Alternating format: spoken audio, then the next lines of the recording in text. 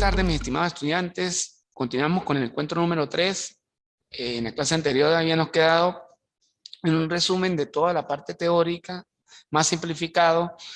Y bueno, en este encuentro número 3 vamos a ver lo que es la aplicación de toda esa teoría a resolver problemas de sistemas equivalentes.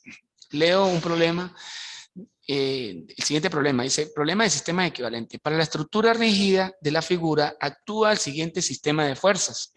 Entonces, el primer ítem nos dice una fuerza F1, la cual se aloja sobre la recta que pasa por los puntos A y D según se indica en la figura. Su proyección sobre la lista AB es de menos 120 newton. Número 2, una fuerza F2 aplicada en el punto B como se indica en la figura, la cual contribuye a anular la componente de la fuerza resultante en el eje X. Y número 3, una fuerza par de 150 newton alojada en el plano OALM, separadas por una distancia de 2 metros. Punto 4, una carga distribuida no uniforme contenida en el plano YZ, la cual contribuye a anular la componente de la fuerza resultante en el eje X, como se indica en la figura.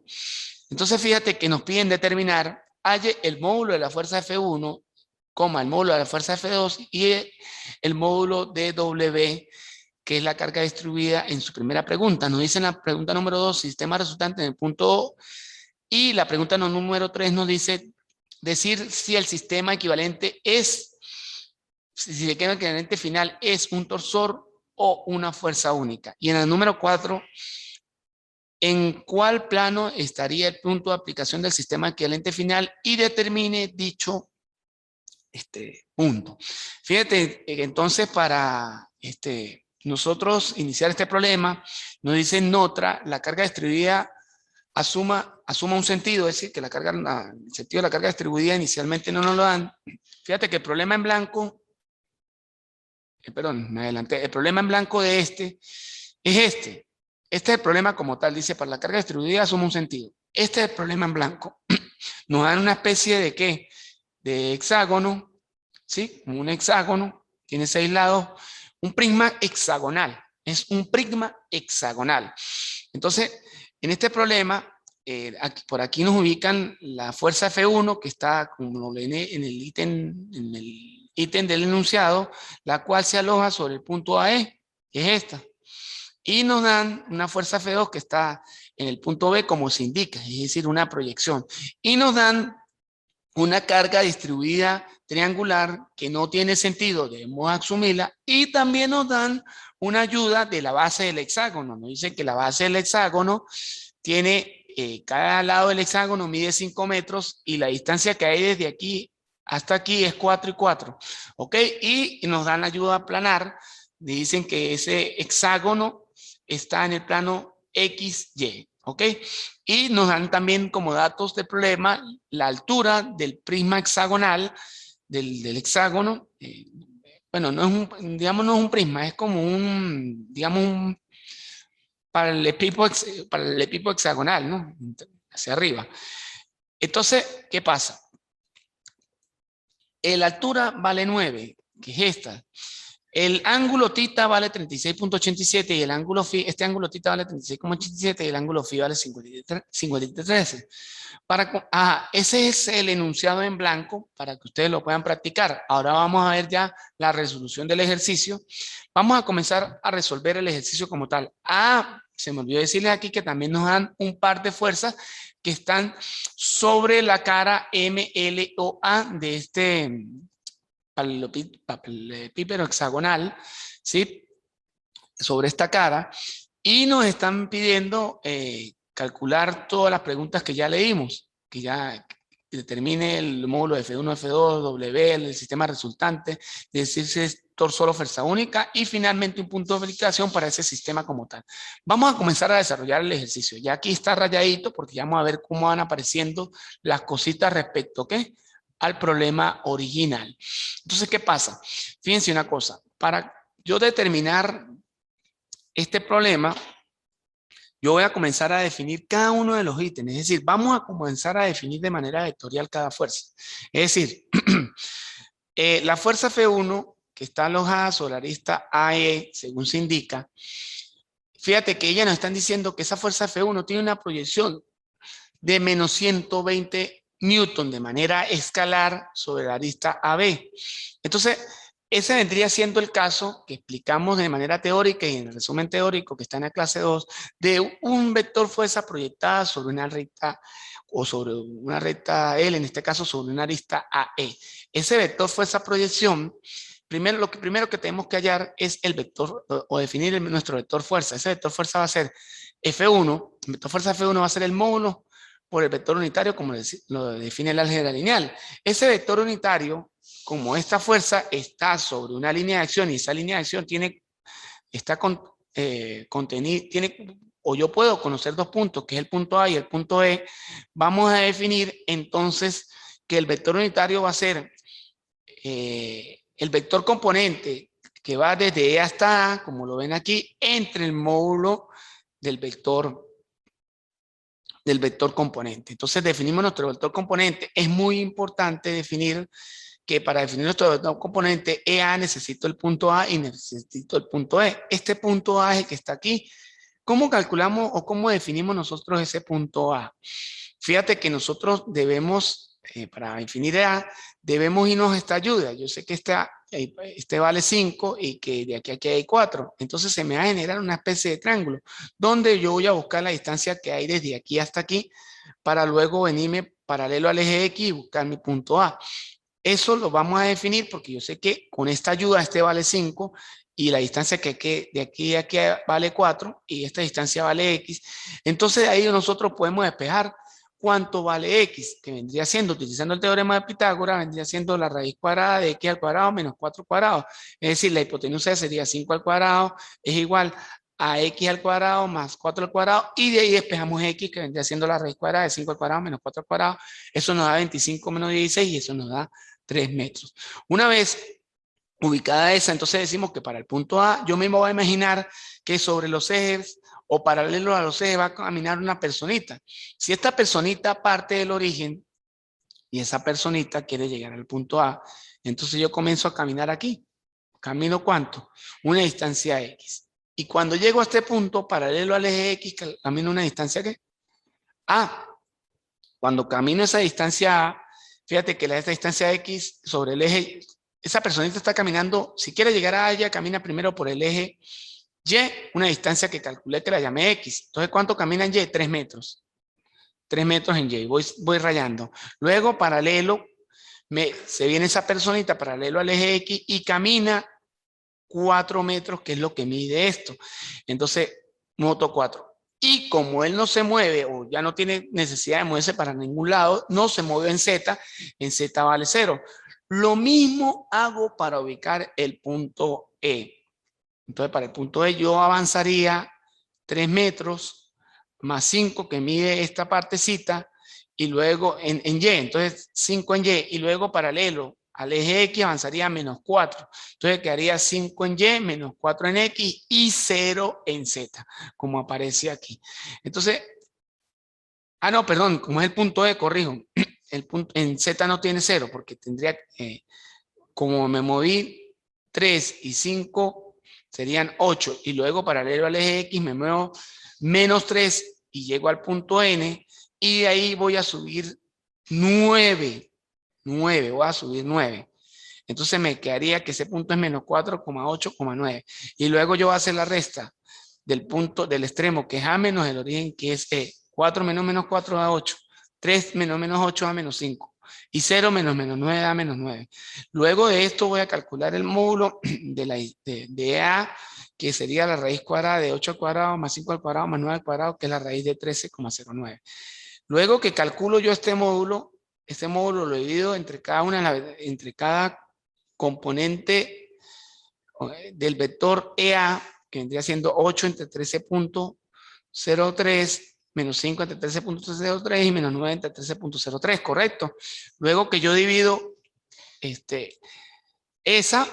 cada componente me va a dar el vector unitario que es 0,61i menos 0,38j menos 0,69 en K. Fíjense que yo ya calculé ese vector unitario utilizando la teoría que viene, el resumen teórico que viene a clase 2, un vector sobre una línea de acción. definí mi vector componente, y es un módulo, y cada componente es un módulo, y de esta manera obtengo el vector unitario, que en este caso es 0,61 en I menos 0,38 en J menos 0,9 en K.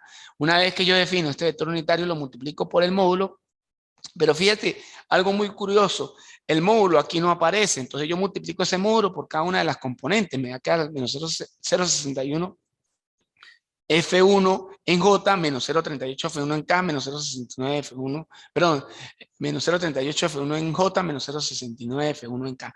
Fíjate que ese vector F1 me va a quedar definido en función, ¿sí? ¿En función de quién?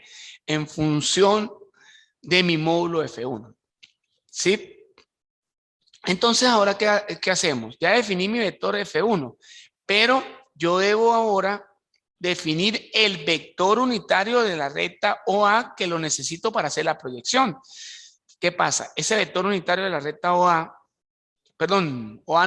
AB, corrijo, de la recta AB, va a estar definido de la siguiente manera. Vamos a ver dónde está la recta, la arista AB, o la recta AB. Está aquí.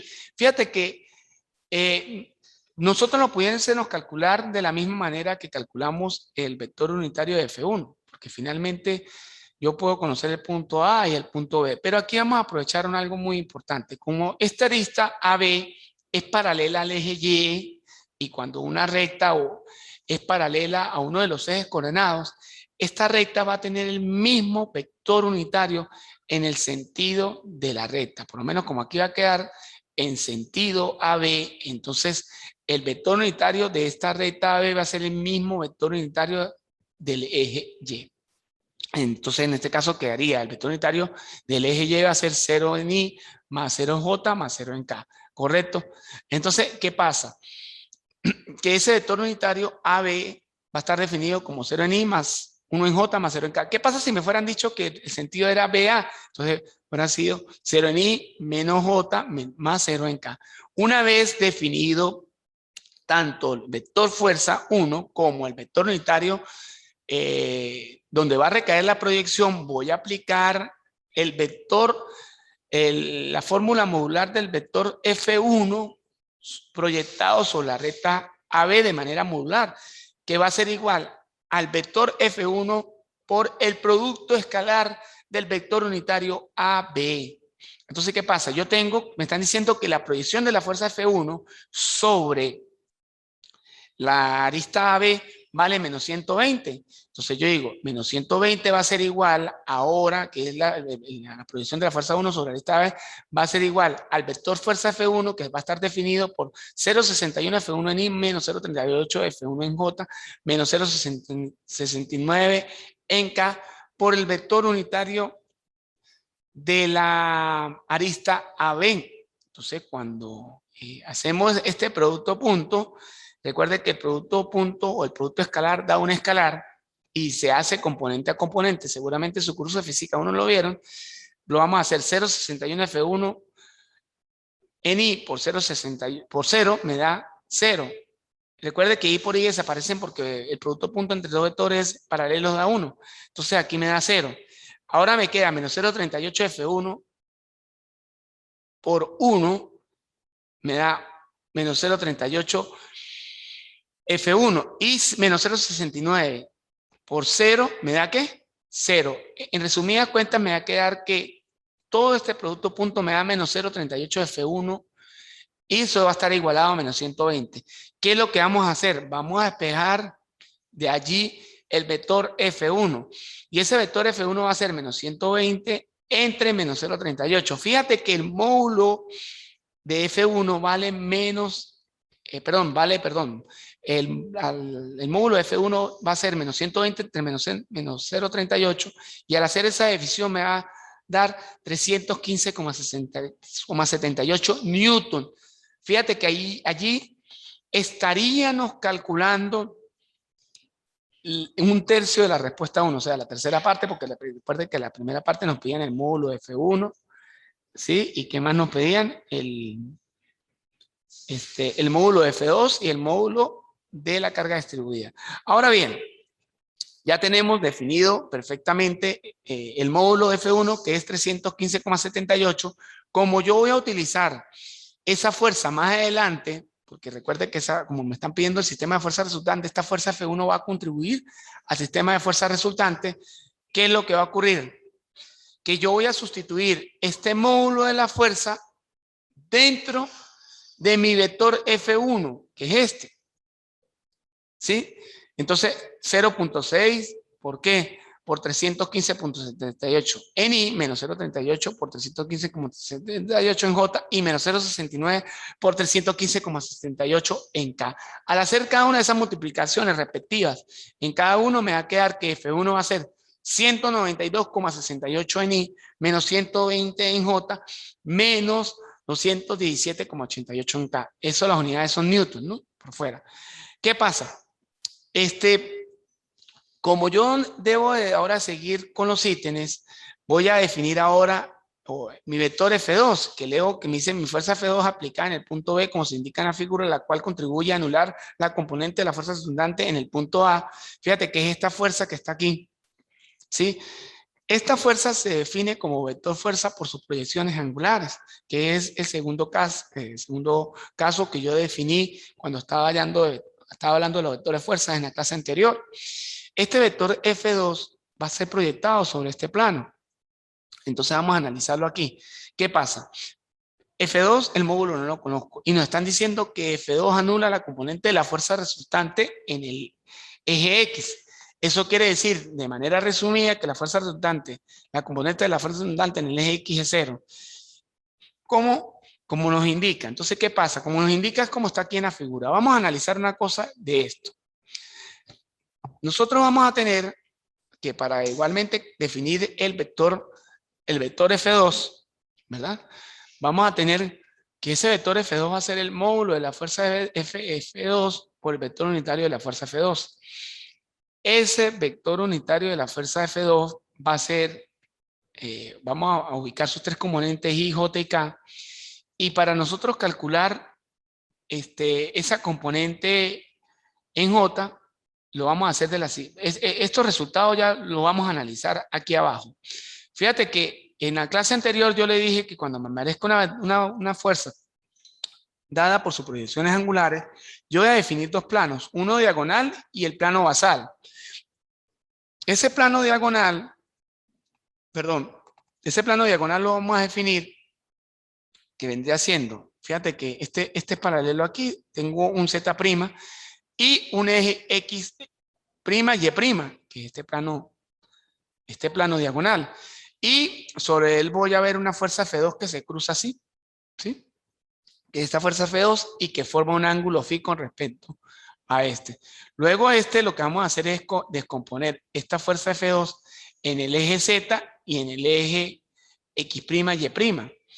Fíjate que de aquí vamos a completar y hablar triángulo de fuerza. Digo, el origen parte un vector perpendicular, busco el extremo, ¿ok? Y esta fuerza F2 la vamos a descomponer en el eje Z, ¿ok? Entonces, cuando la descomponga en el eje Z, de una vez me va a quedar por el seno de φ en sentido positivo, ¿verdad? Ahora bien, fíjate que I y J, voy para el plano basal, dependen de que yo proyecte esta fuerza sobre este eje X', Y'. ¿Por qué lo proyecto?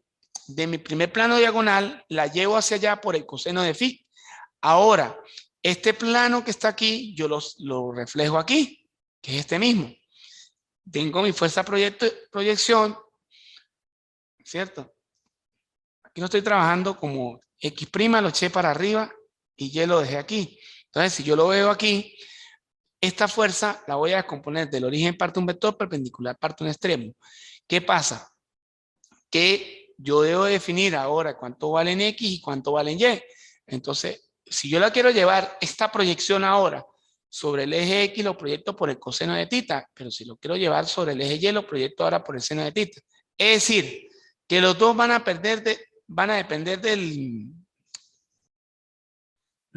depender en su primera instancia de la proyección de la fuerza F2 sobre el eje X', es decir, coseno de φ, corrijo, y coseno de φ. Y cuando yo analice el plano basal, lo que ya tengo y le complete su triángulo de fuerza. Fíjate que aquí la fuerza, ¿cómo queda? La fuerza F2 proyectada aquí, la flecha va a quedar entrando al origen. Entonces digo, del origen parte un vector perpendicular, busco el extremo. Voy a entonces, esta fuerza la voy a componer en el eje X y en el eje Y. Para descomponer el eje X lo hago por el coseno de tita. Es decir, lo que ya tengo lo multiplico por el coseno de tita en sentido que negativo. Ahora para descomponerlas en el eje Y, lo que ya tengo lo multiplico por el seno de tita en el eje, en sentido que negativo, porque queda contraria al eje. Entonces finalmente me va a quedar que al definir mi componente en I va a ser menos coseno de phi por el coseno de tita, en J va a ser menos coseno de phi por el seno de tita, y en K va a ser seno de ¿quién? De phi. Entonces, ¿qué es lo que va a ocurrir ahora? Una vez ya tenga esto, pues yo voy a sustituir cuánto vale phi y cuánto vale tita, que me lo dan de datos.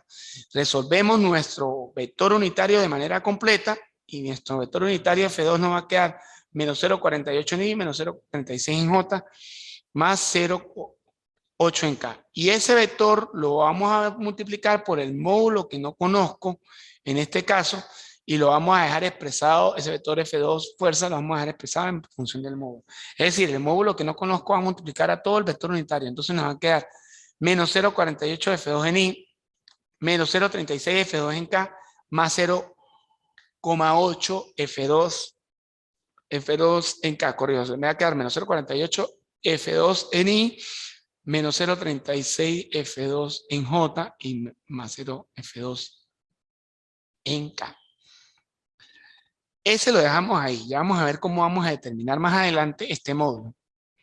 Ahora el módulo 3 lo salté, perdón, el ítem 3 del enunciado lo salté, porque él me habla de un par de fuerzas. Entonces ese par de fuerzas lo vamos a calcular cuando calcule los momentos. Recuerde que yo en la clase teórica y en el resumen que hice en la segunda clase, a manera de que utilice más simplificada la información y anexarle otras cositas, dije que el par de fuerzas no contribuye a la fuerza resultante. Por eso entonces que este ítem 3 lo vamos a tocar cuando veamos los momentos, porque es un par de fuerzas y lo que produce son un momento par. Vamos entonces a saltarnos al ítem 4, que lo vuelvo a leer aquí rápidamente. Nos dicen, una carga distribuida no uniforme contenida en el plano YZ, la cual contribuye a anular la componente de la fuerza resultante en el eje Y, como se indica en la figura. Es decir, yo voy a tener una carga distribuida, como está aquí. Fíjate que incluso dice, para la carga distribuida asuma un sentido, no. Toda esa carga distribuida es no uniforme rectangular, donde recuerden que yo no puedo trabajar con cargas distribuidas y yo estas cargas, cuando son distribuidas, las debo puntualizar como una carga concentrada. Entonces yo voy a definir que esta FW la voy a ubicar a 2/3 del ángulo recto o 1/3 del ángulo agudo. ¿Ok? 2/3 del ángulo recto, ¿qué representa aquí? 2/3 de 9. Y esa carga distribuida va a quedar, en este caso, como FW, va a quedar de esta manera. Y la voy a asumir en sentido positivo. Una vez que yo ya la suma en sentido positivo, ¿qué es lo que vamos a hacer? Pues voy a ubicar su punto K, que va a ser el punto de aplicación para cuando vaya a buscar los momentos, y esa va a estar a 2/3 de 9, ¿ok? Entonces me voy para el ítem aquí. ¿Por qué le hice a 2/3 de su base? Porque me conviene la que está pegada al eje Y para definir de manera más fácil este punto a futuro K. Ahora, en el ítem 4, de manera resumida, nos dicen que el FW es paralelo al eje YZ, porque está sobre el eje YZ, y que esta me anula la componente de la fuerza resultante en el eje Y, como se indica en la figura. Para yo definir ese vector,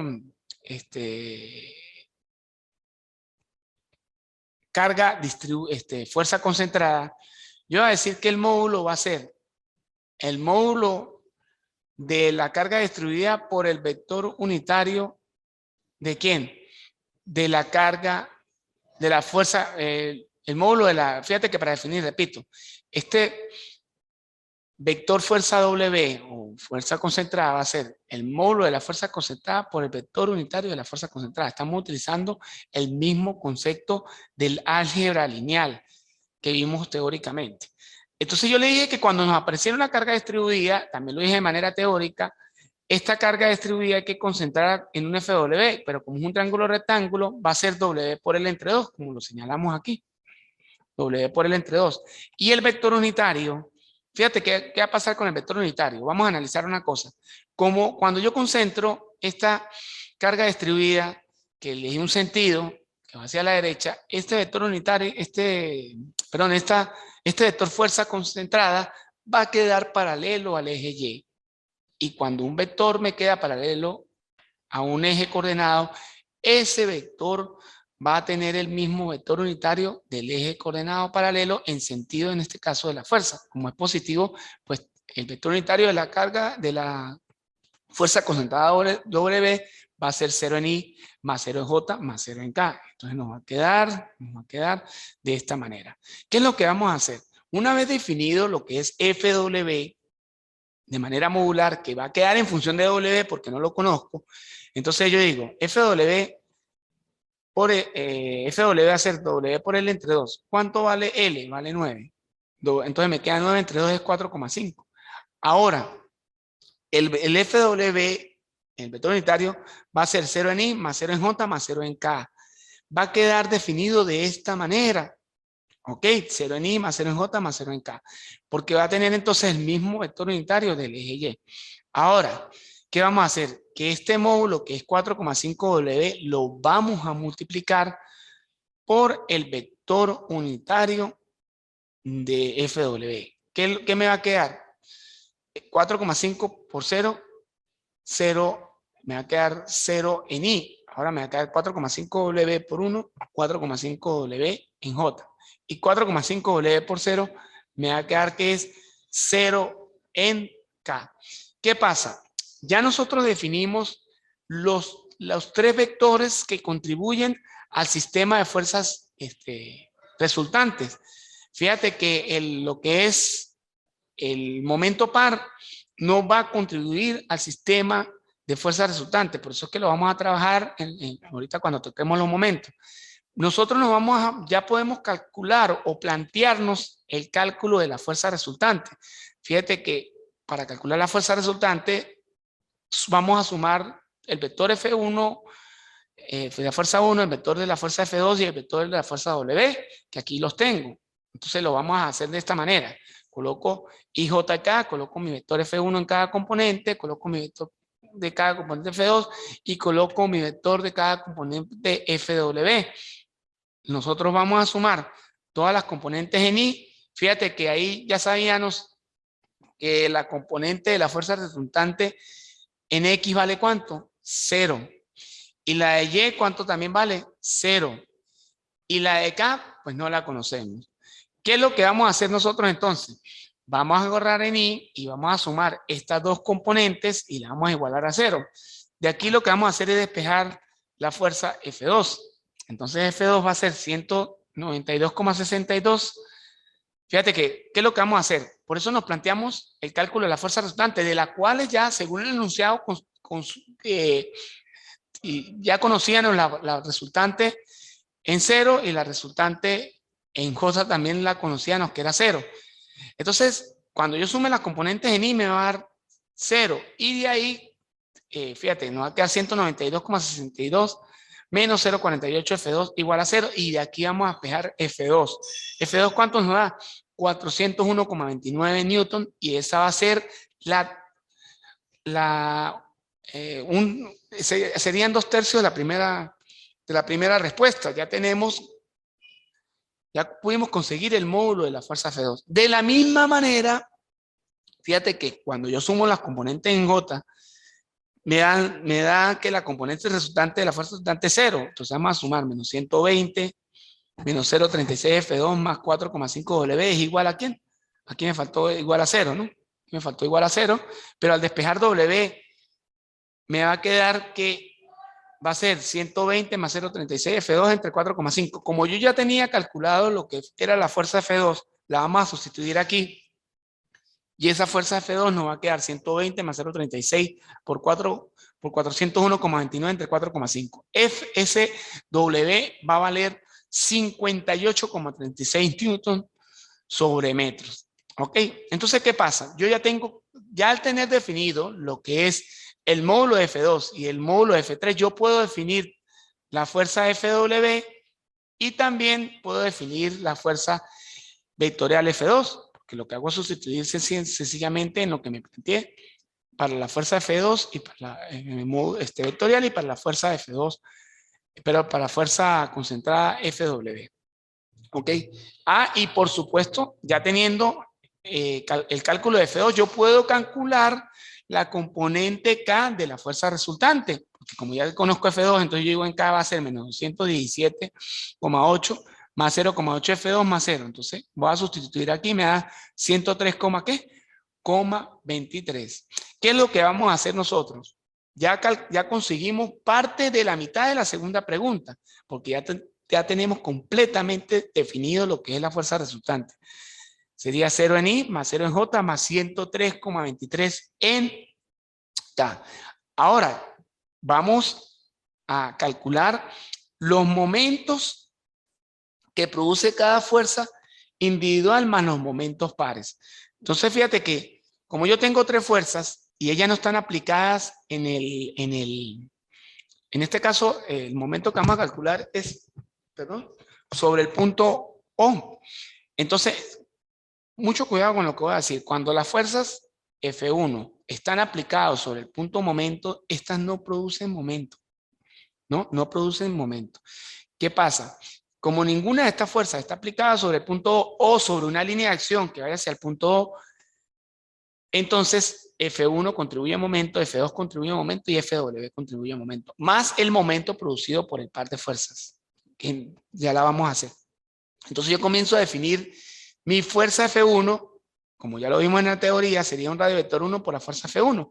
Ese radio vector 1 va a ir desde el punto momento, que es O, hasta el punto de aplicación de la fuerza F1 que está ubicada o está aplicada en el punto A. Vamos a ver.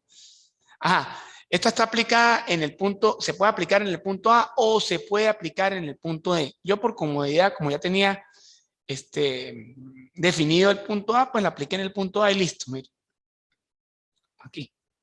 Entonces, este radiovector va a ser, el radio 1 va a ser el vector componente desde O hasta A, que en este caso sería A menos O, y ese radiovector me va a dar 4,3,0.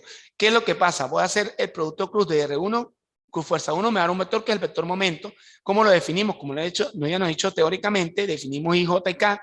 En mi primera fila cargo mi primer vector, que es 3,0, y en mi segunda fila cargo el vector fuerza, que vendría siendo 192,62 menos 120 menos 217,88. Una vez calculado este momento, que lo pueden hacer con su calculadora, con la FX 570, nos da menos 653,64 en I, más 871,52 en J, menos 1057,86 en K. Una vez visto esto, el momento de la fuerza F2 con respecto al punto A se hace exactamente igual. Voy a calcular un radiovector que va a ir desde el punto O hasta un punto de aplicación de la fuerza, que en este caso, fíjate que la fuerza está aplicada en B. ¿Ok? Fíjate que en el anterior se puede haber aplicado en A o aplicado en E, porque recuerden que un vector yo lo puedo deslizar sobre una línea de acción y lo puedo aplicar sobre cualquier punto de esa línea de acción. Pero en B, pues, está aplicado ahí en B, es directo. Lo que voy a hacer es definir el punto B. En este caso nos dio 4,8,0, ¿sí? Recuerden que eso lo hicimos para recordar, para definir. Yo me imagino que un hombrecito va a caminar desde el origen y va a llegar hasta el punto B. Entonces él caminaría 3 más 5, 8 y paralelo camina 4. Entonces se mueve 8 en Y y 4 en X. Y como no se movió en Z, porque ya llegó al punto B, su componente en Z sería 0.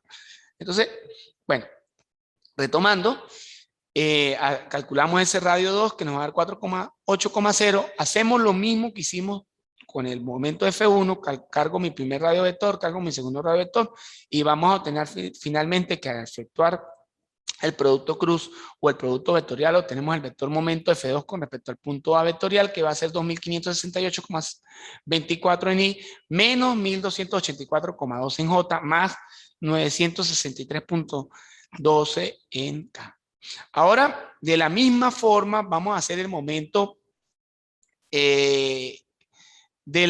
producido por la fuerza FW con respecto al punto A, punto O, que va a ser un radio vector 3 por la fuerza FW. Este radio vector 3 es el que va a ir desde el punto O hasta el punto de aplicación de la fuerza que está ubicado en el punto K. Fíjate que ese punto K lo ubiqué yo aquí arriba, que es este mismo. Si yo me imagino un hombrecito que quiere llegar desde el punto O hasta el punto K, él caminaría todo esto. Caminaría 3 más 5 más 8, caminaría 11 hasta llegar al punto C. ¿Y dónde los camina? En el eje Y. Y paralelo se movería 2/3 de L, que vendría siendo 9, 2 por 9, 18. Entre 3 nos da 6, ¿verdad? 2 por 9, 18. Entre 3 nos da 6. O sea que ese punto estaría definido, y como no se movió en X, entonces estaría definido 0 en X, 11 en Y y finalmente 6 en Z. Vamos a ver. ¿Okay? Ese sería el punto de aplicación para la carga, me fui muy arriba, para la carga distribuida. ¿No? Entonces 0 en X, 11 en Y y 6 en Z. Y el punto O, que es el punto origen, al hacer la resta del vector componente K menos O para generar el vector R3, sería 0 menos 0 menos 0, 11 menos 0 y 6 menos 0, que es 6. Una vez definido ya lo que es el radio vector, ¿sí? Entonces ya tenemos definido el radio vector, lo cargo en la primera fila, en la segunda fila, coloco IJ acá, mi primera fila sería 0, 11, 6, la segunda sería el vector FW, que vendría siendo 264,42 y 0 en K. Recuerde que hay que sustituir W en el que yo definí igual en el vector FW, que definí al principio igual que el F2 también. Al principio ya cuando no teníamos los módulos, lo habíamos dejado en función de los módulos. Pero aquí ya se sustituyó y se consiguió el vector de la carga distribuida. Ahora, fíjate que una vez definido, vamos a calcular el momento producido por el par. Ese momento producido por el par es el momento que está en esta cara, en esta arista. Entonces, ¿qué pasa? Aquí hay una cosa, ¿no? En ese ítem me están dando el par de fuerzas que vale 150 y nos están dando que están analogadas en la cara OALM y que están separadas a una distancia de 2 metros, que es esta. ¿Qué pasa? Vamos a ver una cosa. Como está separada a una distancia de 2 metros, ya me va a quedar 150 newton por 2 metros, me va a dar 300 newton. Es decir, que yo lo vamos a definir que el momento par va a ser el módulo del momento par por el vector perpendicular al plano. Ya lo habíamos tocado en la clase teórica y en la segunda clase. Fíjate que yo tengo aquí que el vector F3 vale 150 newton por 2 metros. Entonces eso me da 300 newton por metro. Pero ahora yo debo definir el vector perpendicular al plano. ¿Sí? ¿Al plano qué? OAML, que es este plano. Como OAML, como ese plano no está paralelo a ninguna cara, entonces yo debo definir un vector a favor del giro y uno en contra del giro, hacer un producto cruz, sacar el módulo de ese vector producto cruz, y una vez que tenga ese módulo, dividirlo cada componente entre el módulo. ¿Correcto? Una vez que yo lo divida, vamos a irnos aquí al antico, yo hice mi vector a favor de giro es el vector OA, que es 430, y el vector en contra de giro es 009. Hice mi matriz, me dio que ese producto cruz da 27 ni menos 36 J, saco su módulo que es 45, y luego divido ese 27 entre cada módulo, ese menos 36 entre cada módulo y ese 0 entre cada módulo. Luego que hacemos eso, obtenemos que nuestro vector unitario perpendicular al plano es 0,6 en I menos 0,8 en J más 0 en K. Este vector unitario lo va a multiplicar por el módulo, entonces cuando lo multiplico me va a quedar 300 por 0,6 en I, menos 0 por 300 por 0,8 en J, por 300 por 0 en K. Fíjate entonces que cuando ya defino todos los momentos por el teorema de Barigón, que lo vimos ayer en la primera clase y lo refrescamos en la segunda, vamos a sumar todos los momentos, incluyendo los pares. Entonces yo lo hago así de manera de columna para no enredarme, coloco I, J y K, coloco cada momento, coloco todas sus componentes en X, en Y, todas sus componentes en J y todas sus componentes en K, la sumo, y cuando la sume voy a obtener que el momento resultante con respecto al punto A me va a dar 508,08 en I, en J me va a dar menos 652,6 en K, y en J me da menos 652,6 en J, y cuando sume todas las componentes en K me va a dar menos 94,74 en K. Fíjate que entonces finalmente nuestro momento resultante va a ser 58,08 en I, menos 652,06 en J y menos 94,74 en K. Esto va a dar Newton por metro, que son las unidades de momento. Una vez definido nuestro sistema resultante, que está compuesto por la fuerza resultante y el momento resultante, vamos a dar respuesta a lo que es, voy a subir aquí, el ítem 3 que nos pregunta. El sistema equivalente final es reducible a un torsor o una fuerza única. Entonces, ¿qué hacemos? Una vez definido, voy a bajar aquí, disculpen, una vez definido ya mi fuerza resultante, que la tengo aquí arriba, que es 0 en I, 0 en J, más 103,23 en K, y definido mi momento resultante, que es 508,08 en J, menos 652,06 en K, menos 652,06 en J, menos 94,74 en K, corrijo. Vamos a proceder a calcular nuestro sistema equivalente, que vendría siendo, lo dije de manera teórica, que para calcular nuestro sistema equivalente haciendo el producto cruz entre la fuerza, el vector fuerza resultante por el momento resultante respecto al punto O en este caso. Y fíjate que cuando hago ese producto punto, me va a dar menos 7,000, menos 7,780,01. Es decir, es diferente de 0. Como es diferente de 0, entonces el sistema equivalente es un torsor, es un torsor negativo igual a 9,780,01. Es decir, como si no era 0, nuestro sistema equivalente fuera reducible a una fuerza única, pero como nos dio diferente de 0 y un número negativo, nuestro torsor es 9,780,01 negativo, un torsor negativo. Ahora, una vez definido nuestro sistema equivalente, la última pregunta nos piden un punto de aplicación, pero entonces yo le dije que si fuera sido una fuerza única, entonces el punto, al hacer el cálculo del punto de aplicación, yo iba a decir que el momento resultante referente al punto O iba a ser igual a un momento ¿qué? Paralelo. Lo iban a definir de esta manera si no fuera quedado que el sistema equivalente fuera así una fuerza única, pero como nos dio un torsor, vamos a aplicar que el momento resultante respecto al punto O va a ser igual a un momento perpendicular más un momento paralelo. Ya en la clase teórica habíamos definido cómo calcular el momento perpendicular, que es sencillamente hacer un radio vector con una fuerza. Este radio vector va a ir desde el punto A, donde se aplicaron todos los momentos, hasta el punto de aplicación de la fuerza. Fíjate que en el enunciado creo que nos dicen dónde buscar ese punto de aplicación. Nos dice en el cual estaría en el punto de aplicación del sistema final y determine dicho punto. ¿En cuál plano estaría el punto de aplicación del sistema equivalente final y determine dicho punto? Aquí hay una cosa muy importante, porque no nos dicen en qué plano, pero nosotros cuando nos dicen en qué plano vamos a tener que analizar la fuerza resultante, las componentes.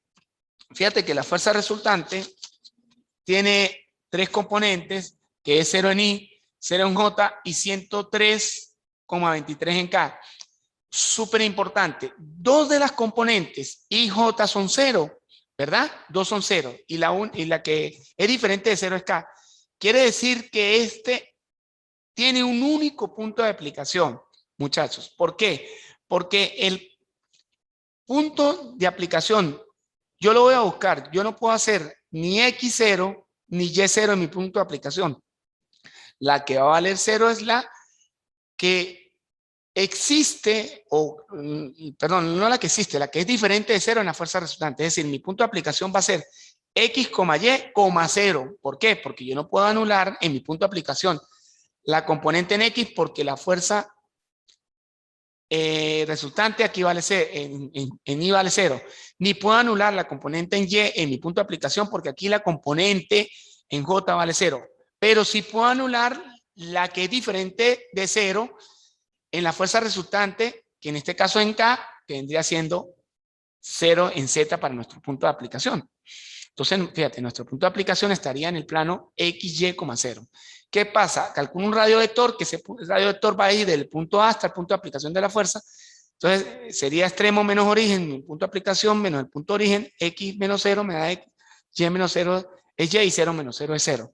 ¿Qué pasa? Yo voy a generar una matriz, un momento perpendicular que va a estar IJ, donde mi primer radio vector va a ser X, Y, 0 y mi segundo vector va a ser la fuerza resultante que está definida por 0, 0 y C 103,23 en K.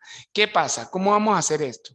Nosotros para resolver esta matriz de manera manual, yo voy a tapar mi primera, yo voy a definir I menos J y K, este menos J lo lleva de fórmula.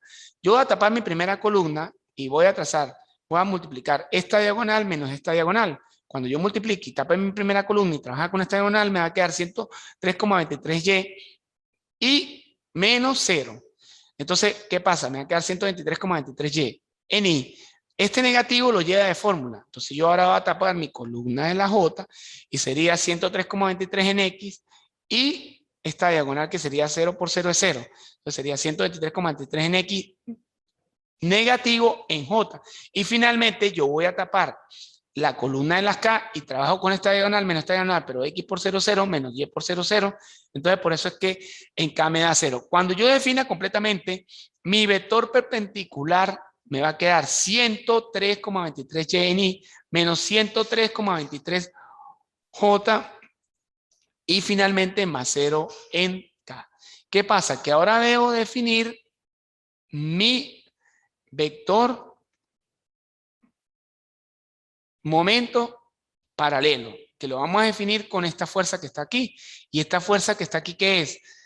Le dije que esto sale de una proyección del momento resultante sobre la recta L y luego la volvemos a proyectar para hallar su módulo, pero esto lo resumimos en esta fórmula que para hallar el momento paralelo va a ser la fuerza resultante por el producto escalar del momento resultante referente al punto entre el módulo elevado al cuadrado. Fíjate que toda esta parte me da un escalar y cuando lo multiplique por el vector fuerza me va a dar un vector.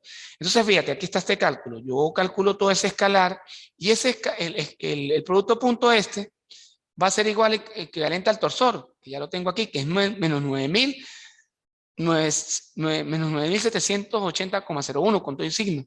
Y eso lo vamos a dividir entre el módulo de la fuerza, pero como está elevado al cuadrado, recuerden que el módulo de la raíz cuadrada de cada componente elevado al cuadrado, pero cuando yo la elevo al cuadrado, me va a dar entonces 0 al cuadrado más 0 al cuadrado más 103,23 al cuadrado. Si yo divido esto entre esto, y tomo 4 decimales, me va a quedar menos 9.780,01 dividido entre todo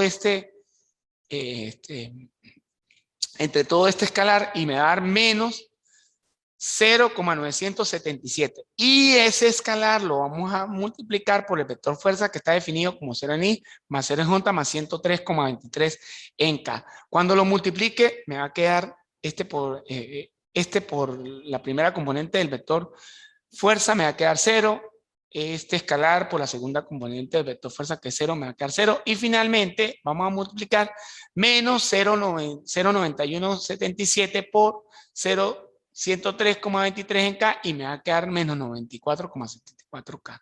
Una vez que nosotros buscamos lo que es el momento paralelo, entonces el momento perpendicular que ya lo teníamos definido aquí, que iba a ser 103,23Y menos 103,23 en X y 0 en K, le vamos a sumar el momento paralelo, como ya lo habíamos definido, lo habíamos establecido en nuestra clase teórica, Y vamos a generar algo como esto. Vamos a colocar IJK, ubicamos nuestro momento paralelo, como nos dice la fórmula, y nuestro momento perpendicular de esta manera. Sumamos, que el objetivo es calcular nuestro punto de aplicación en el plano XY. Entonces, vamos a sumar las componentes en Y, que sería 103,23 en Y, más 0, y la vamos a igualar a 508,08. De aquí vamos a despejar Y. Este 103,23 que está multiplicando, lo paso a ir, entonces Y nos va a dar 4,92. Lo mismo lo vamos a hacer ahora, pero vamos a sumar las componentes en J, sería menos 103,23x igual a menos 600 más 0, pues me da lo mismo, igual a menos 100, perdón, a menos 652,06. Entonces nos va a quedar una ecuación producto de haber sumado las componentes en Y, que va a ser menos 123,23x, va a ser igual a menos 652,6. Este que está multiplicando pasa de ir y finalmente me va a quedar menos 652,6 dividido entre menos 103,23. Eso me va a dar que X va a ser 6,32. Y finalmente, nuestro punto de aplicación va a ser 6,32, que es la componente en X, 4,92, que es la componente en Y, 0, que la habíamos definido inicialmente, porque recuerde que este punto, de acuerdo a la componente de la fuerza resultante, está únicamente definido en el plano X, Y. Entonces, finalmente, tenemos resuelto el problema. Las cuatro preguntas que nos pedían. Termino diciendo que ya tenemos terminada toda la primera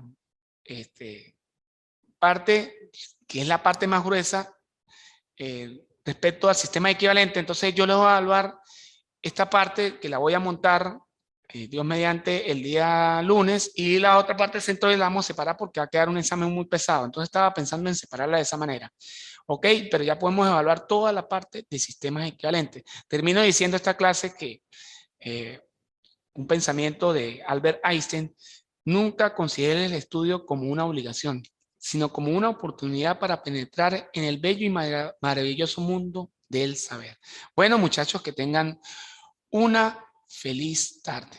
Estamos en contacto para el próximo encuentro virtual.